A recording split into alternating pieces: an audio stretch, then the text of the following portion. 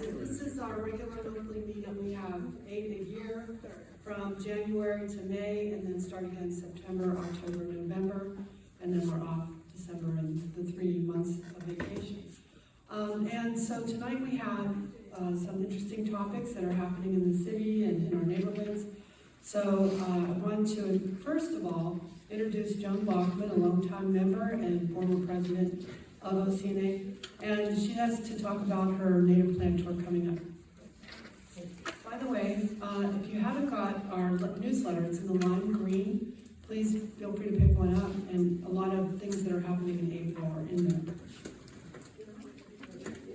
Thank you. So we are in our 20th year of our free tour that starts here at St. Mary's on April 21st. I have a little handout. I will make sure all of you have one. I just picked these out of my yard. These are the plants that my son and my husband run over with the wheelbarrow that I have to prune anyway, because I never picked native flowers. So if anyone would like to take this home, I'm happy to give it to you, except Orly, she has a native garden. And so if anybody is also interested in helping me post these, that would be great. And I will give you the handout. So be here at 2 o'clock, don't be late. It's a wild tour. You'll have a great time, 1.5 mile walking tour through America.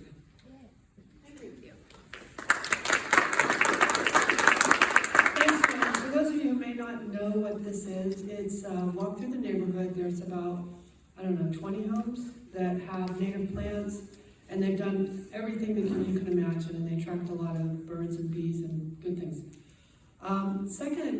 Another presenter is Michael Gossman, Assistant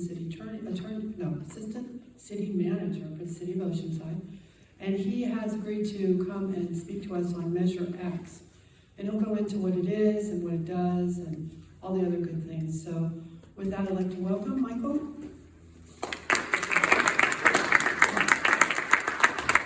Thank you, Jane. I've been called a lot of things, but attorney is a new one. I'm just kidding. So Michael Gossman, I'm the Assistant City Manager for the City of Oceanside.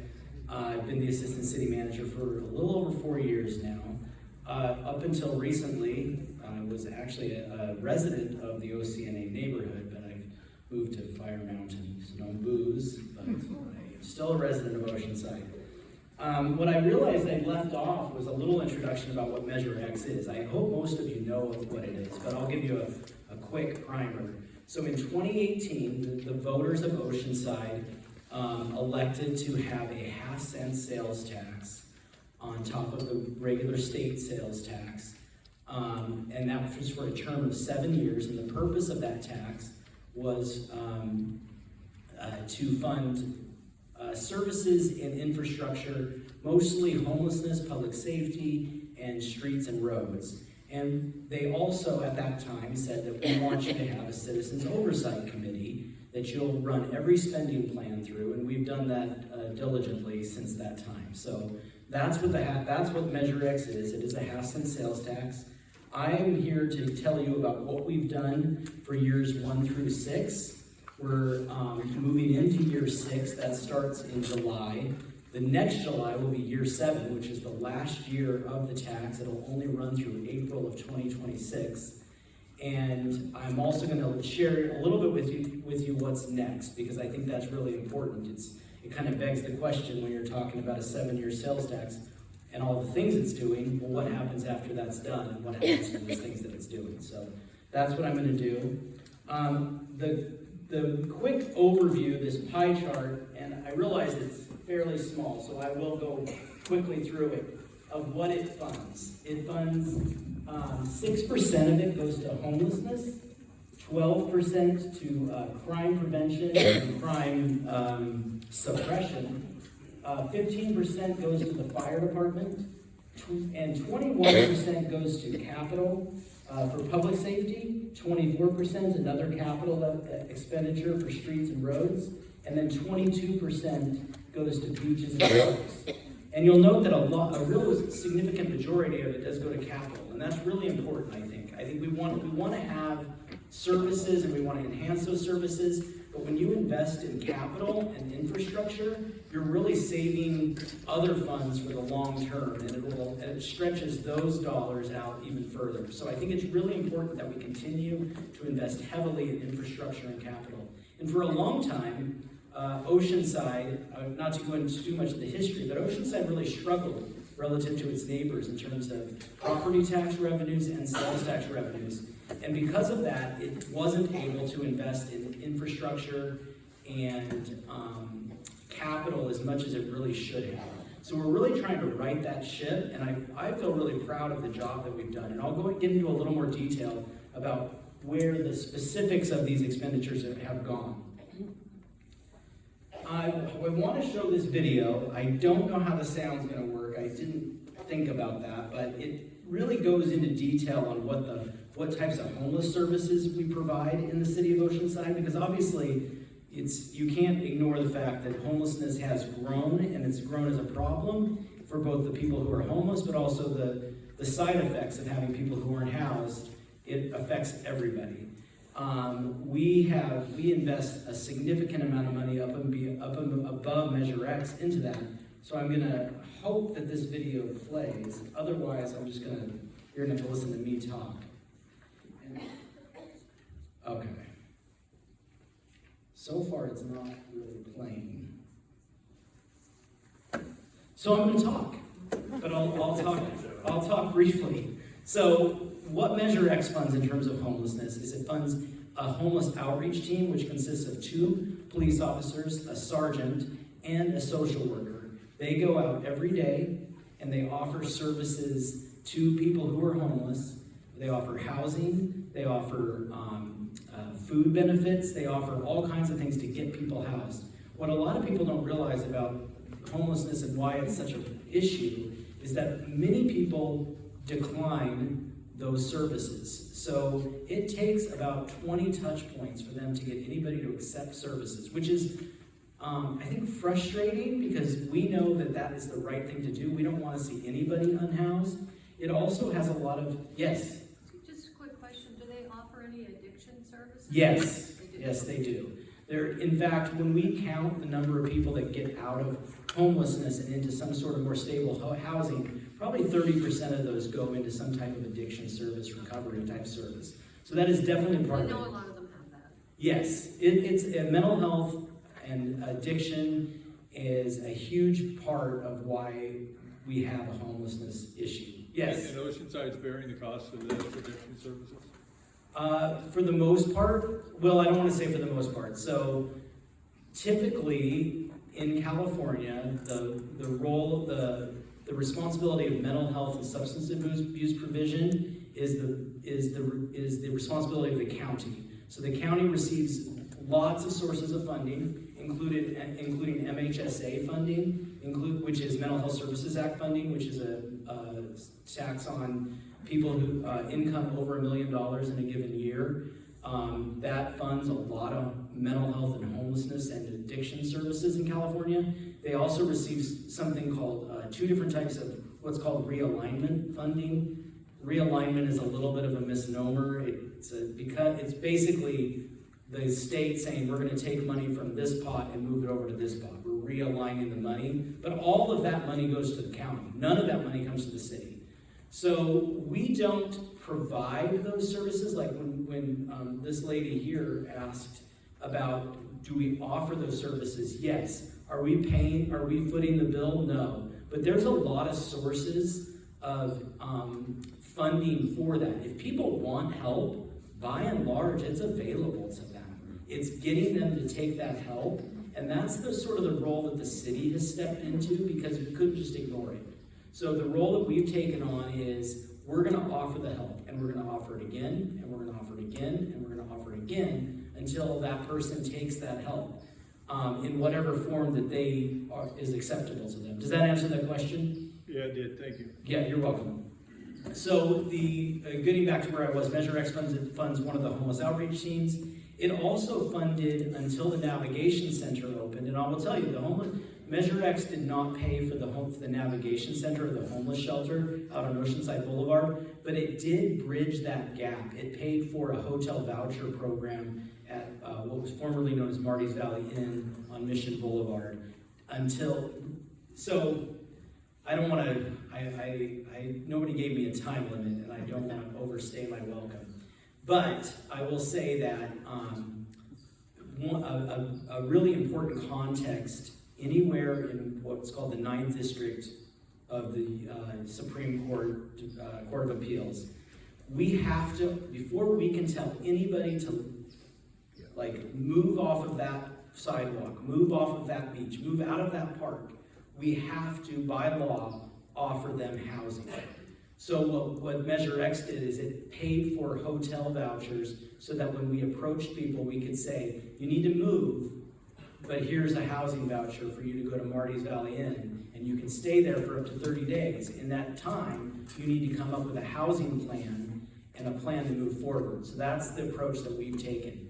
But whether somebody likes it or not, we have to offer that housing before we can tell somebody to leave public property. The other thing that's,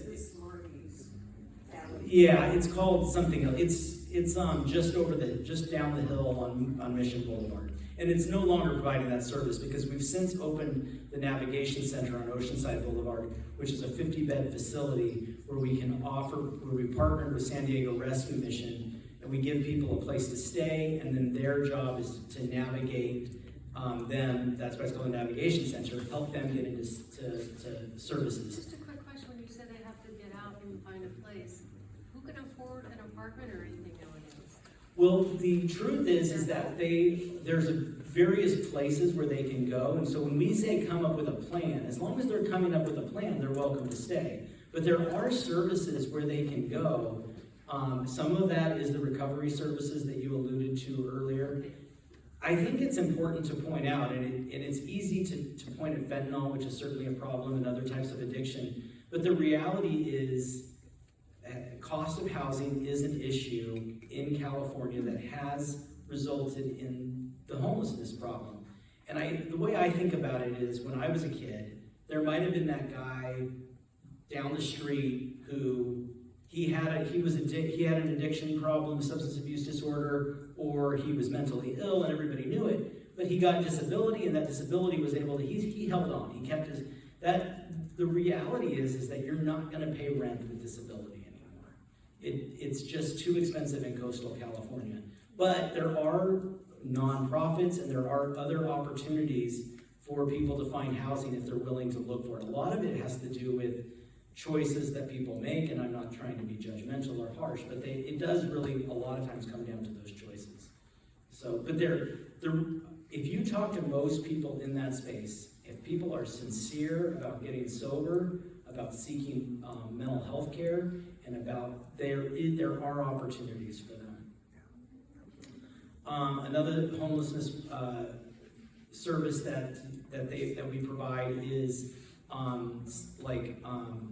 if somebody says, hey, I'm homeless, I'm stuck here, I want to get back to my family in Eureka. Will you help me get there? We will pay for them to get there. Now, we don't send anybody, I don't want to give the impression that we're handing people bus tickets and busing them out of town. They have to have a willing recipient on the other end, and then we will help them. So there are a lot of opportunities around homelessness. So I wish you could see the video. A couple of things I would encourage you to Google. Go on YouTube, look for City of Oceanside Homeless Services, and another one that I think is really eye-opening, and it was eye-opening even to staff within the city, is look up the El Cajon Homeless Outreach Team. Because they did a video that they just followed their team around, and they went along this river, and they went from person to person, and they interviewed them, and they offered them help, and time again, that help gets declined, which is frustrating, but it also gives you an insight into the reasons why they're declining that. And I think it was elucidating and edifying for myself, so I would encourage you to do that. Yeah? Can, when you're done, we can maybe get a link to that, to your PowerPoint. Yeah, and we if can you put it guys on have our like an website. email list or Yeah, something, we can. I will share that, and I apologize. That's for, okay, no. Yeah. Well, So, And San Diego is also one of the communities where the new mental health courts are to be opening. yeah, the care court so the state of California passed the law last year establishing the care court, which is a place where, okay, in lieu of some sort of type of criminal prosecution, we will allow you to go here, you get help, that's promising, because that's the direction we want to head. I don't mean to be a negative Ned, but the reality is that everybody who wanted, we also have a supply chain problem. If everybody who wanted mental health care could get it, they can't, because the providers aren't there, the beds do not exist. So that is a problem that California has to tackle. That's a statewide and a region-wide problem, and certainly the city of Oceanside wants to participate in solving it. But as I mentioned before, and I'm not trying to punt to the county, but they get a significant amount of money every year for this exact purpose. Well, since Proposition 1 passed barely, do you think then now the city or the county can apply for funds that way? I think that the county will certainly benefit from a financial perspective from that, but one thing to keep in mind is that Proposition 1 was a reallocation of Prop 63, which was the Mental Health Services Act. It's moving money from one pot to another. I applaud the effort in terms of trying to make it a priority, but it's also telling as far as like well, now I'm editorializing too much, but yes, it barely passed. It tells you a lot. At the same time, there's no additional funding related to it, none. It's all Prop 63 Mental Health Services Act money. As somebody that worked in accounting for 20 years, I can tell you that Mental Health Services Act money was already stretched thin, and I worry about my former colleagues about what, in terms of what they're gonna do going forward, because they were providing services and building capital and trying to help too. Like, these are all well-meaning people. So I don't know that it's gonna be a fix-all. I think the care court was probably closer, but until you can compel somebody to get help, they're not. Some people are gonna do it, some people aren't. Care court is very, very specific diagnosis right now. Yep. Schizophrenia. So that really limits the people who qualify for care court. And you still can't be compelled. You still can't be compelled. And that's a huge controversy. It's a whole civil rights thing about should you be compelled or not. But when we're watching people dying on our street, it makes you want to do something, you know, so. All right, let's talk about crime prevention. I say crime prevention, it also includes suppression. So the Measure X provides $500,000 a year for crime suppression. This funds overtime for the existing officers that we have, so we're not hiring new bodies, but we're incentivizing officers to say, hey, do you want to participate in this problem-oriented policing?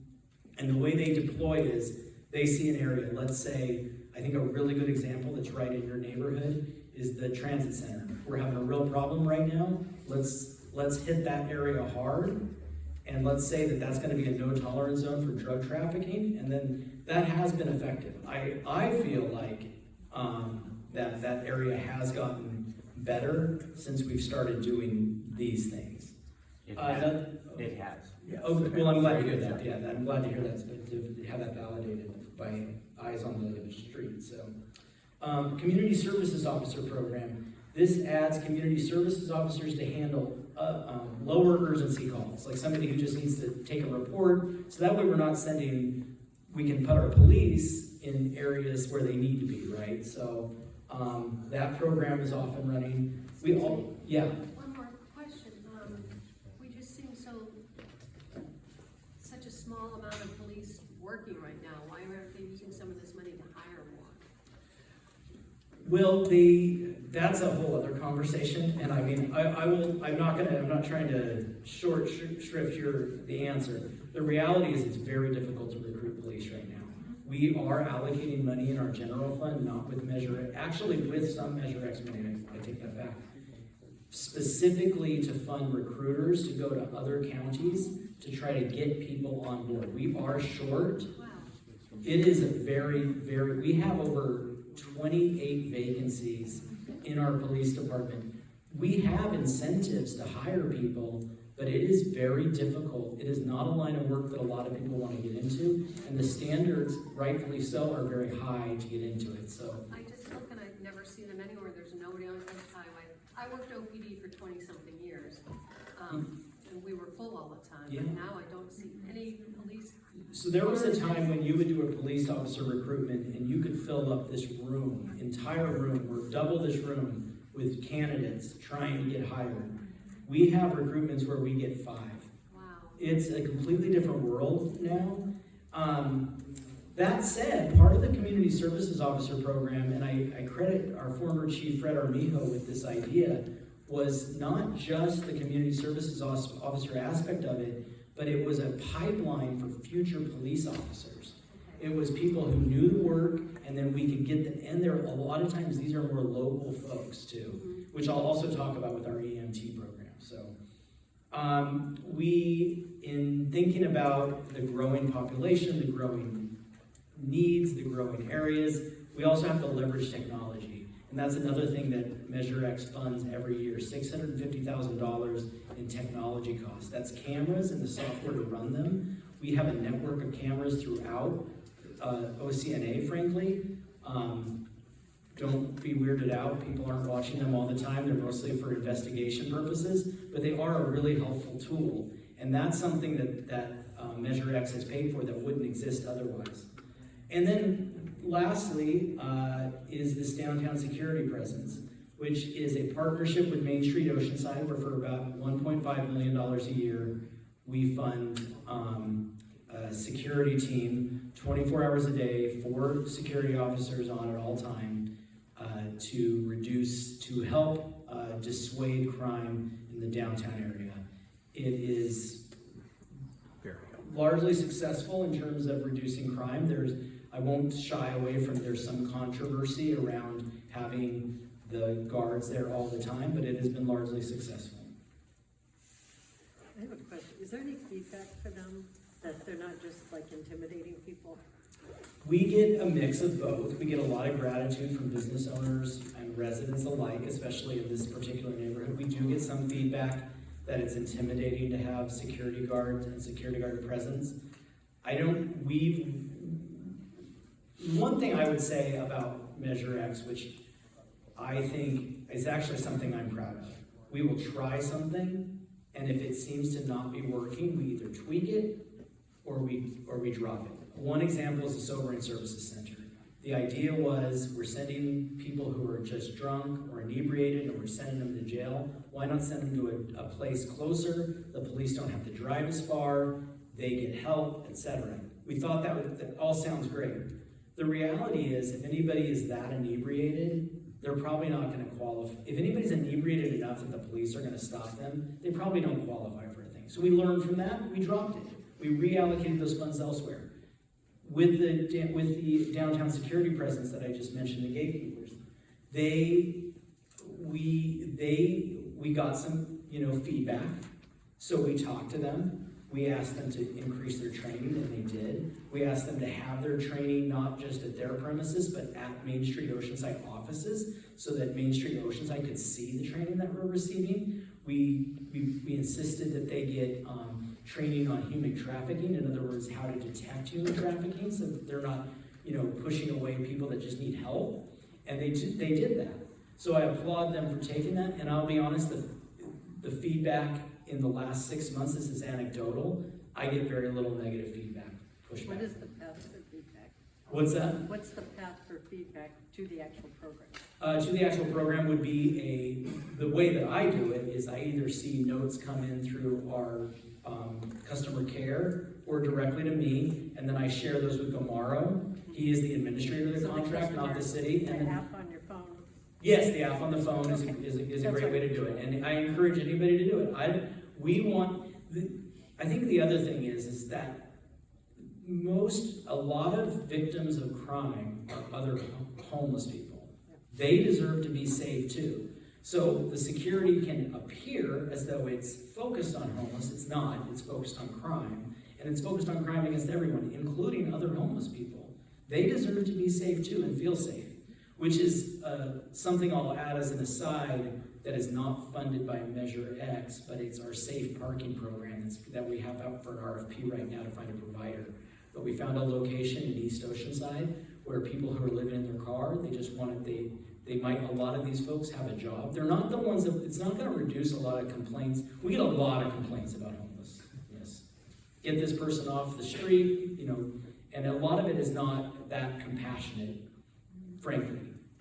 But it's our job to respond to that. Well, a lot of people don't really see, there's an invisible homelessness too. People living in their cars who are working but not able to pay rent. They just need a safe place to park and sleep so that they can, go to work the next day. So we're opening a lot out in East Oceanside, and it's gonna be a place that's fenced, it's gonna have security, it's gonna have services, it's gonna have showers, it's gonna have toilet facilities and sanitary facilities where people can go between the hours of 8 and 7 in the morning, get a night's sleep, know that they're safe, know that there's security on hand, get in touch with resources, and then go about their daily lives. So, yes, Hi, I'm Susan Sullivan, I'm with the. nice to meet you, Susan. Short-Term Rental Alliance, and we have hired the gatekeepers, and they are, at no cost to the city. It was all funded by the Short-Term Rental Alliance, that's made up of different operators and all Yeah. this.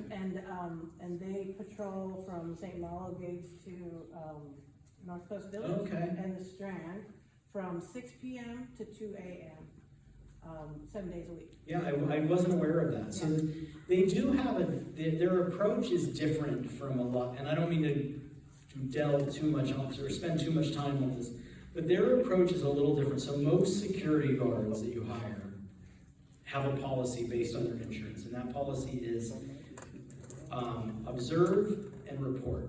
They will not ever intervene. They can't. They're not allowed to. The gatekeepers have a different policy and a different insurance policy that allows them to intervene when they see that there's unsafe activity happening.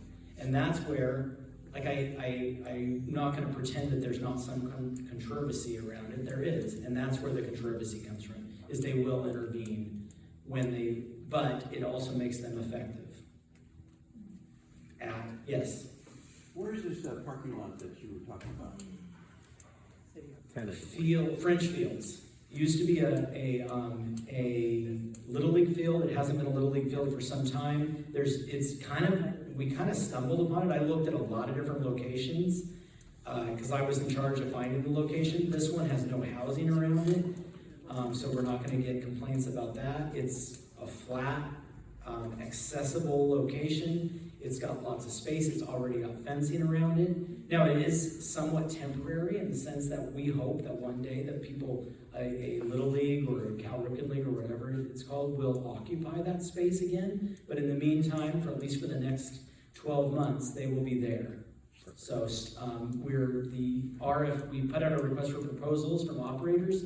We expect to get 2 proposals back because there's really 2 operators for that.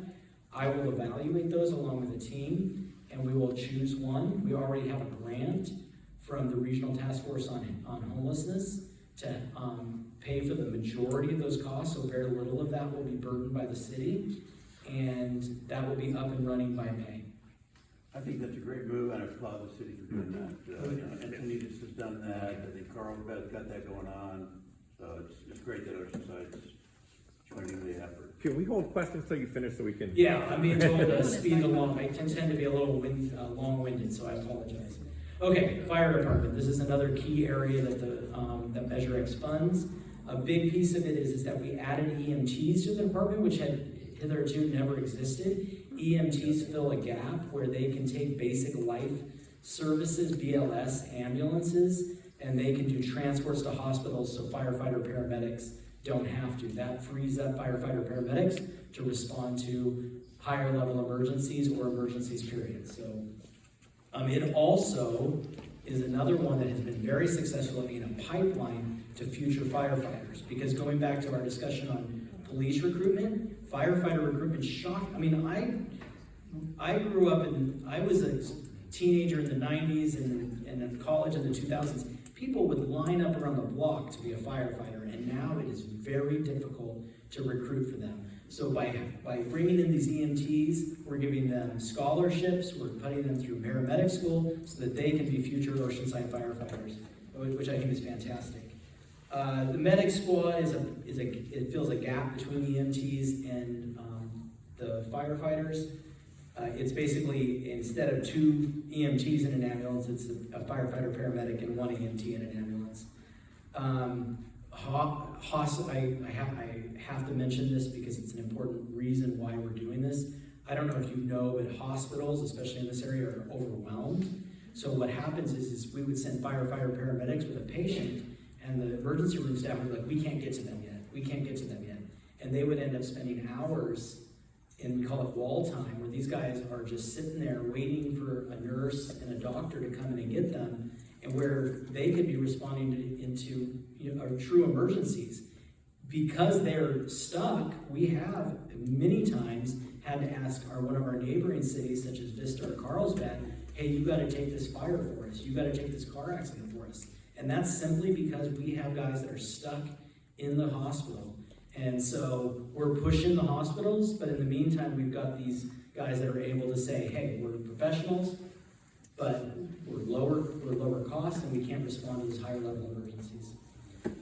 We also provide equipment, software, and studies to the fire department. They're doing a standards of coverage study right now to say, hey, do we have the right number of fire stations? Do we have the right number of personnel? Do we have the right mix of personnel?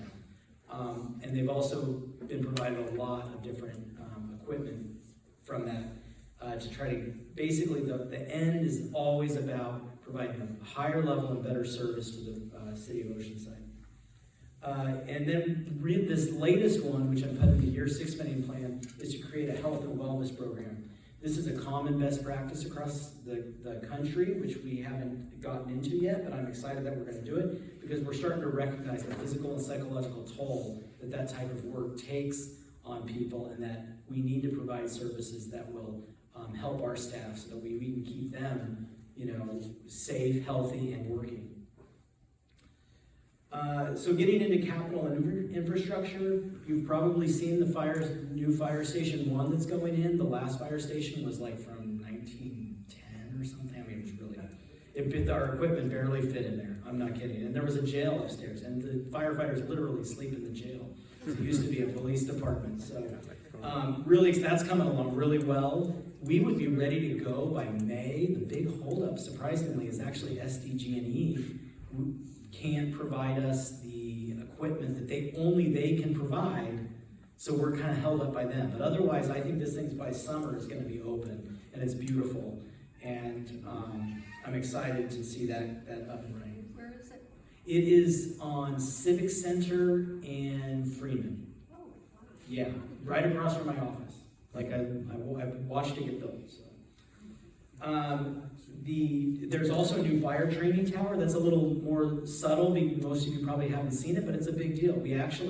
I've been out there to visit it, and both times I've been out there to visit it, we had people from other agencies out there using it, which is great. I think that's fantastic that we can offer that we're that place in the community where we can offer people a state-of-the-art place to train to save people's lives. That picture up there on the right is the fire training tower. We are also in dire need of a new police headquarters. I mean, Miller's Outpost worked for a long time, but you know what? We need something better than a Miller's Outpost or a Russ.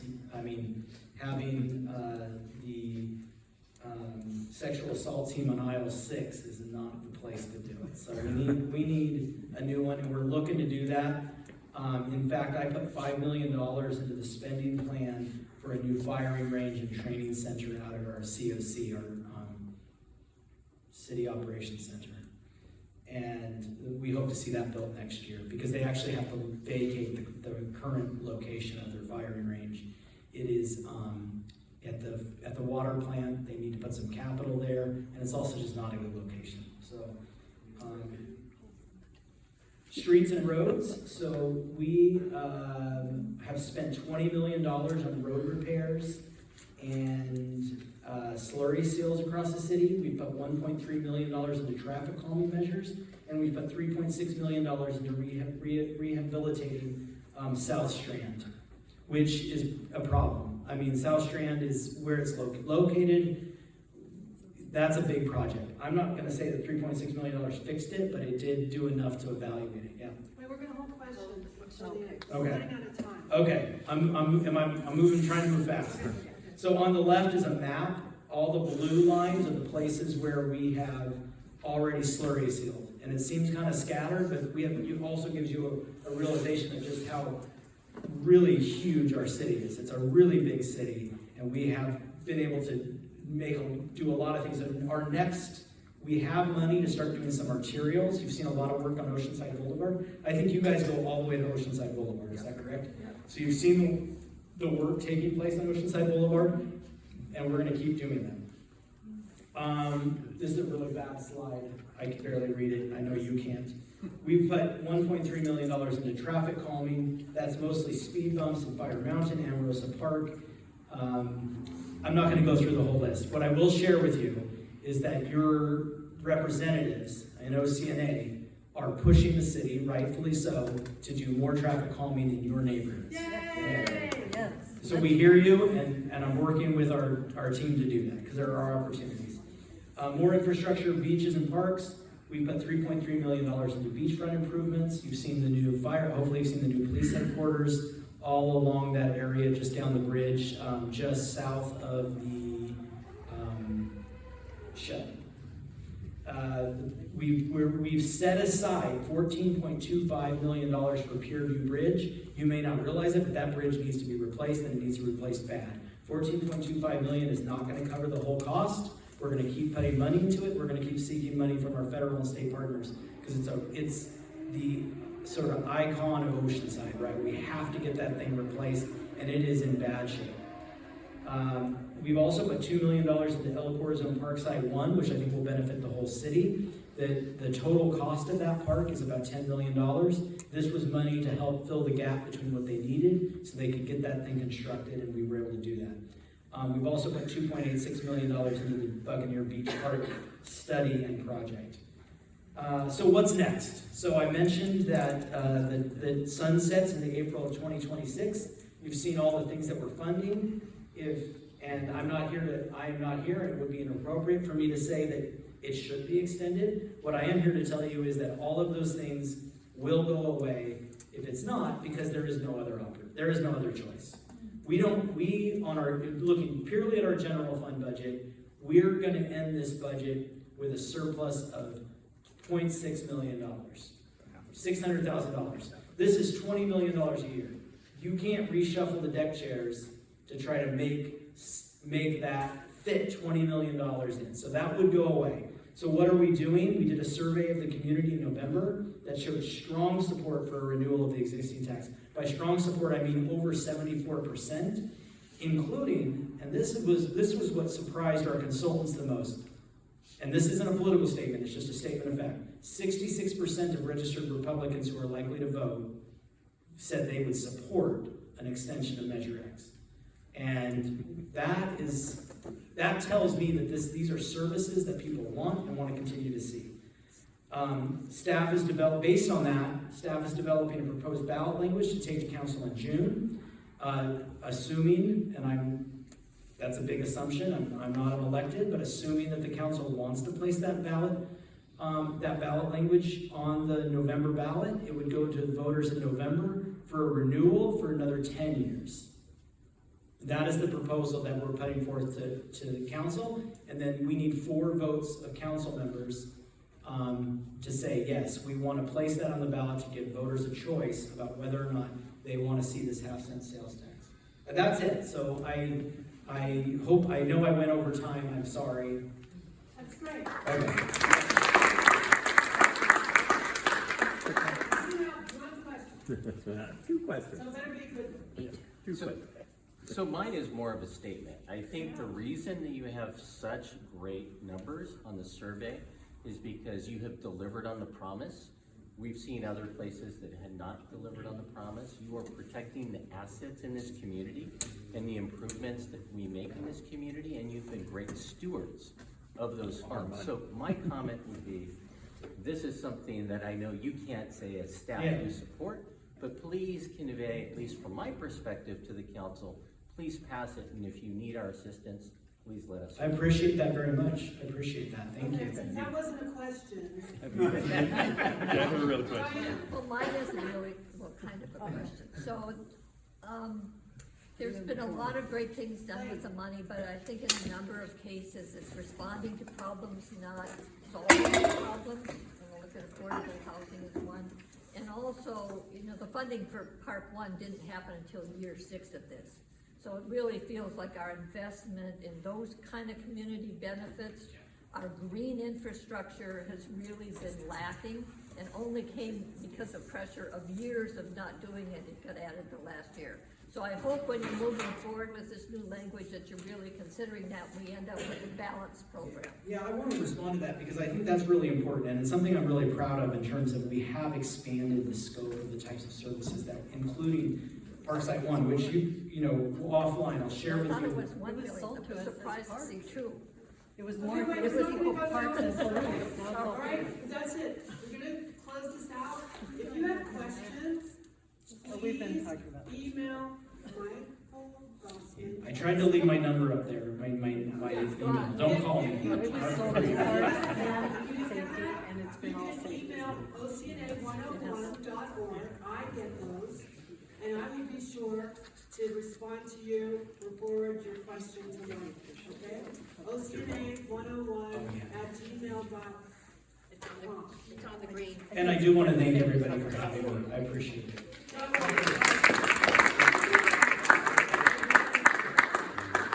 Okay, thanks, Michael. I mean, you know, this is great to have, we always try to have from the horse's mouth, so to speak, the real presentation from the city and not just other stuff that's, you know, we hear, we try to dispel rumors and things like that.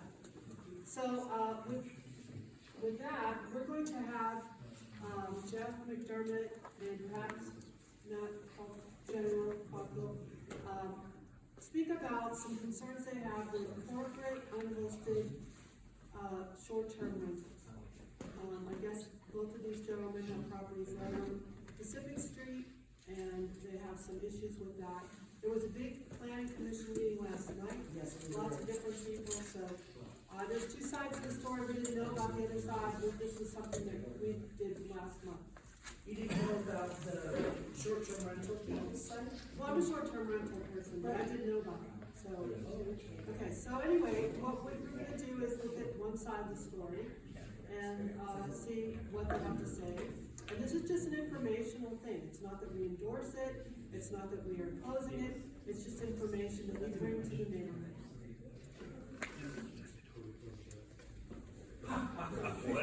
Okay, and with that, I'd like to introduce Jeff McDermott, and this is Matt Cockfield, so then we'll continue.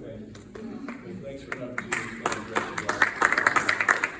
So, I'm new to Oceanside. My father-in-law bought a house here in 1957, and it's been in my wife's family throughout. I met my wife in the late 80s, and we moved to New York in 92. I was from Berkeley and UCLA, California guy, and we came down here. She spent every summer here growing up. And what happened was, sadly, my father-in-law passed away about 15 years ago, and the house was left to her siblings and her, and they all said, "Oh, we're not Oceanside, we don't want to." And we said, we came down here actually during COVID and said, "Oh my God, this is the best city in California." It's unbelievable. You know, I agree. I don't say that's political, but I think what the city council is doing is amazing. And anyway, that's how we got here. And you know, we did a survey. 73% of all people in Oceanside, we went out to thousands, random survey. You know, a statistically significant number, got 400 responses, and 73% of all Oceanside residents that were surveyed said they do not want an STR next to them. And I have to be honest, I don't either. What's the population about? Yeah, 107. No, it was. Excuse me, we're not Well, gonna do that. we're gonna give the city manager our results so he can check it. We already talked about it last night. Why don't we let them Let finish? me finish going. But it is statistic. And let me say one other thing. We walked the neighborhood. Sorry. The protocol of our meeting is there's no shouting out. You can ask questions. Oftentimes it's at the end of the presentation because many times it comes out during the presentation. So let's please allow our speaker to continue with what he has to say, and then we can take questions afterwards. Thank you. In any event, we also walked the neighborhood, and we've been really gathering kind of people, and we've got a number of signatures to a petition. And I'll tell you that I wanted to really say, because there's so much misinformation out there. Gosh, next slide. There you go. So what are we not about? This is really important, because last night at the Planning Commission, all kinds of people were talking, and we have nothing, we are like status quo. So we are not about hosted STRs, status quo. We're not about unhosted STRs in any region other than residential only neighborhoods. It's a really small issue. It's just residential only. My father-in-law bought the house in 1957 in a residential only neighborhood. It's never changed. It's never been rezoned. And if the city wants to rezone, we've said that is the right way to do things, but you can't do things by stealth. Of 833 in the city of Oceanside, 833 unhosted STRs, 33 are in residential only.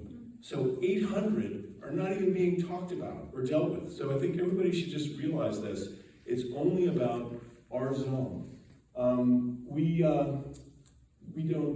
We're also saying in our zone, if you have one STR, San Diego County recently went to a 1-for-1. If you have one STR, you're just a small person, a retiree, and you want to operate your house as an STR in a residential only zone, we're going to allow that.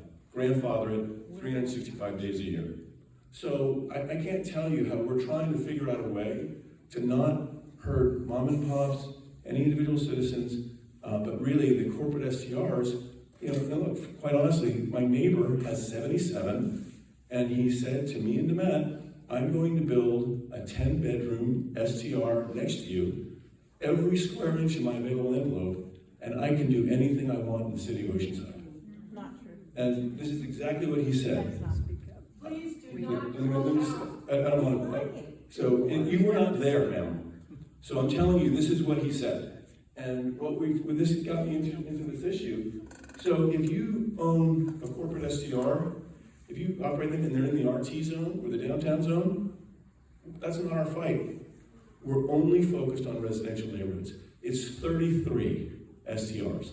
So there's a lot of people that make their living with these. We're not against them. We understand it. By the way, coastal access, we've got an analysis of the average room rates for these STRs on the coast. They are not affordable for middle-income people. It's not giving people access to the coast.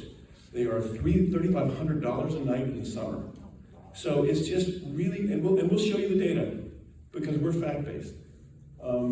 So we have nothing to do with STRs in the downtown zone and any of the RT in downtown? Correct. Nothing to do. Nothing to do with STRs in any other zone other than the residential R1 and R3 coastal zones. Correct. We have nothing to do with hosted STRs anywhere in Oceanside. Correct. And we're only focused on the corporations that own many STRs that have leached into a residential only neighborhood. And by the way, of the 33, 10 of them are these guys. The other 23 are individuals who are going to be grandfathered and fined. So it's a very narrow issue that we're coming after. And the reason why is because, frankly, it's not just.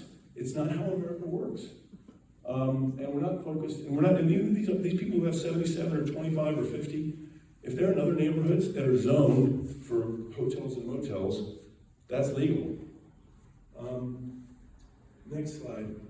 Look, in 2019, the Planning Commission said we should ban all new STRs in all these residential neighborhoods, 5-0, and the City Council overruled them. And they allowed things to really spiral out of control. What's happened since then, by the way, and this is what's really frustrating to me, honestly, at December 20th, the City Council said to staff, please do a study of what other cities are doing. If you look on the website of what the staff gave, they didn't look at any other cities. But the data is clear. And listen, LA said if you have more than one STR in LA, the permit's lapsed. It's 1-for-1. We're not even proposing that. There's people who have multiple. Again, I'm just trying to say we're being so moderate here to try and find a solution just so we can preserve our neighborhood. Now, why is this important? This is the worst. By the way, I want to say something. Who gets an F from the Better Business Bureau? COVID. I mean, this is off on the internet. The comments are there. This is not something that Oceanside should be proud of. Next thing, there are many hotels, they're not homes. They're 10 bedrooms, 9 bedrooms. They sleep 22, plus 10 guests, it's 32. And that's not what a residential neighborhood should have. And by the way, I want to say, it's not about like violations. I want neighbors. Everybody wants to have people that live near you that you can trust. And by the way, if you bought a house there and you said, I want to use it, I'm going to live there, but it's part of the year I'm going to use it as STR, great. But these are actually houses that are purpose-built to be mini hotels, 365 days a year. There's no resident neighbor. Next. You know, this is just a slide which goes through the issue on parking, which I won't bore you with. And then look, we're into the zoning. When I heard this, I said, can that be right? Can you take commercial businesses in a residential only zone? And the answer is no. And this is the Oceanside zoning code. And you can see in the R1 and the R3, hotels, motels, timeshares, not allowed. Single-family residents are allowed. And you can see here, you know, in the, sorry, I gotta look here. Yeah, in the RT zone, that's where they're allowed. You see the red row there? I don't know if you can see that. It's hotels, motels, and timeshares. U says with a use permit. So our point is one of just legal rights. We bought in residential neighborhoods, and by the way, I'm telling you, the people in this neighborhood really do not want these mini hotels. So what's the next step? You know, I think, you know, this is what Ryan Kime said. It shouldn't be tax revenue, it should be quality of life and safety of our residents, and that'll be first and foremost. And, you know, everybody says, well, you know, if we weren't upset by this, we wouldn't be here. The neighbors wouldn't be here. We had 50 people last night at the Planning Commission meeting, and there was a lot of people from the I Ain't Sketchy group, but they're talking about STRs in the RT zone or in Fire Mountain, and that's fine. We have nothing to do with that. That's not our fight. Our fight is just to protect our residential neighborhood. So what is it? It's $300,000 of TOT revenue. This is from the city. This is the amount of TOT revenue that we got from the city, certified by John Mullen for STRs in the R1 zone. And that's out of $8 million of total TOT revenue for STRs. Does that make sense for unhosted? Yes, because there's 800 of them in other zones, and there's 33 in the R1. So, and by the way, the budget is $600 million. You know, so this is not something where the city of Oceanside is going to suffer. And by the way, there's no right to sell out our residential neighborhood and have us all be, you know, kind of displaced. I'm sure you know this, but this is just the zoning map. And by the way, I'm happy to give this to Jane, and if anyone who wants it, they can have it. This is public records. We presented this last night. But, you know, the one thing I want to say is that down at the coast, the pink is the R1. We're fighting for the R3 too. You know, just to tell you that we think the R3 should actually, they're the same thing, a residential only zone. And we don't think they should have STRs. So this is what the city staff came with last night, which they said, we want to allow 50 more STRs in any zone in Oceanside, including the R1 and the R3. And this is what it would do. The red is existing STRs. Look at what has happened to your coast. And I don't think Oceanside wants to be an STR slum. I don't think you want to lose all your residential neighborhood. By the way, we talked to the merchants in South Oceanside. They have to survive year-round, and they're going to show up at the Planning Commission in force. They're really upset by this. They agree. So thankfully, the Planning Commission recommended that even though the staff said, let's do 50 more, the Planning Commission said, no, we should not have 50 more STRs. So let's see what City Council decides. Hopefully it's not a repeat of 2019.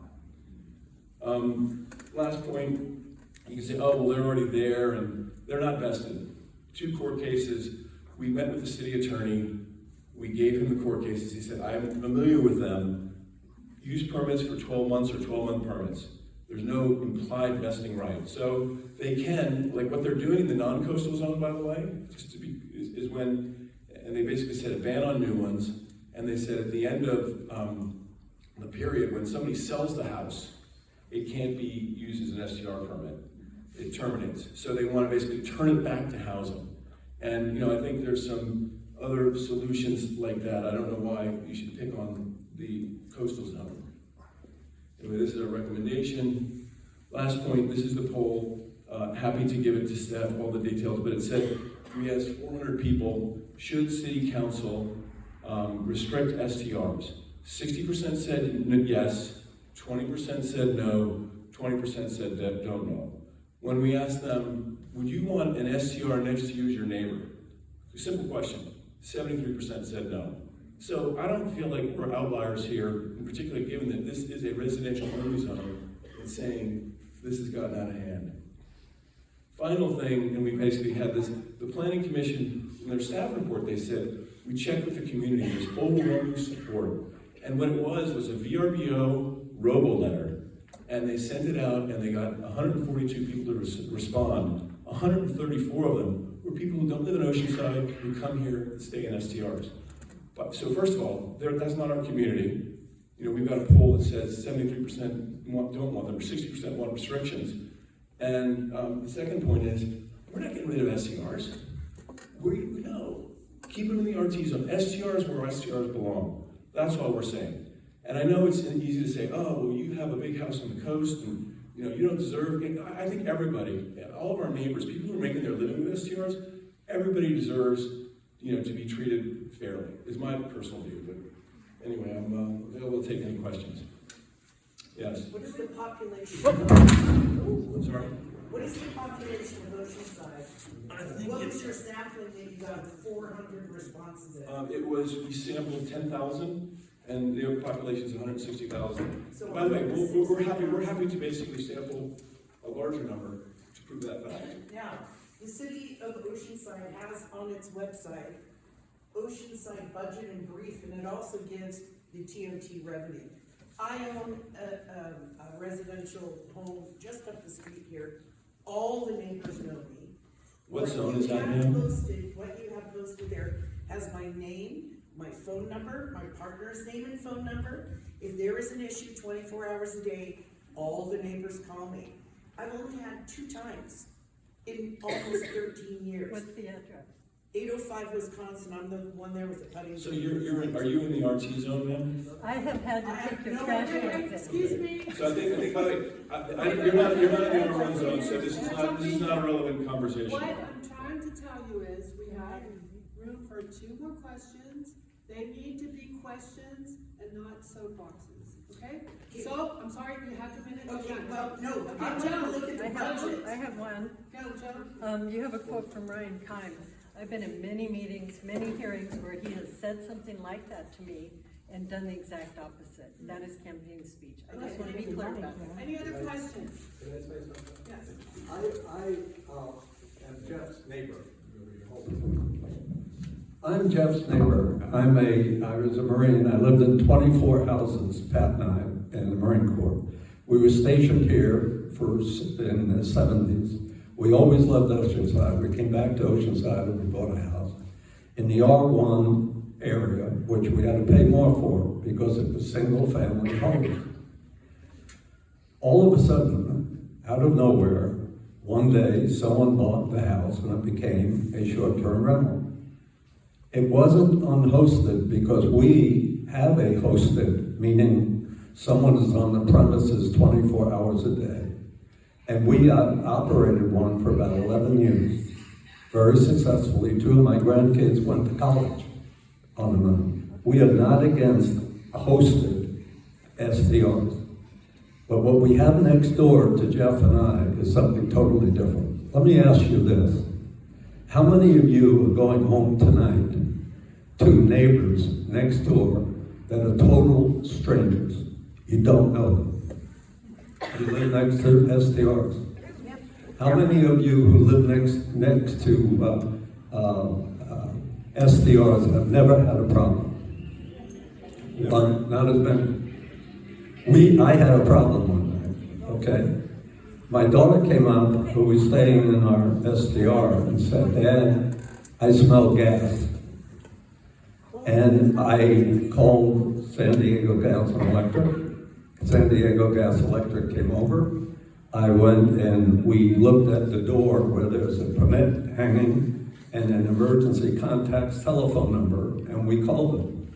And SDG and I got a voicemail. I then texted the number, no answer.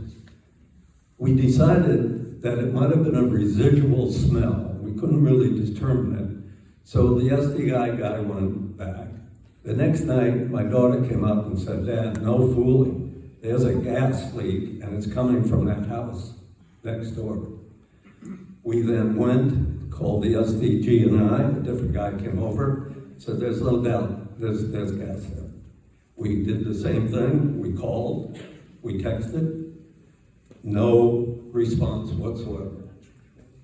Then I texted the owner, incidentally, he owns either 63 or 77. I don't think the city knows how many he owns, but I do know he has more rooms rented than the Seabird Hotel. That's a fact. We then got no answer from him. At that point, my wife came running out and said, you know, I happen to have a cell phone number of Peter Rodriguez, who is a wonderful guy. He's the person, he's the emergency contact. We contacted him. We gotta go. What's that? Can you wrap it up, because we have a time with St. Mary's, we have to be out of here. I have what? Can you wrap it up, please? We have to be out of the room. Yeah. Okay. The point is that to wrap it up, we are not against short-term rentals. I have a short-term rental. One of my grandkids went to college on a short-term rental. What we're against are corporate owners, corporate investors who operate short-term rentals.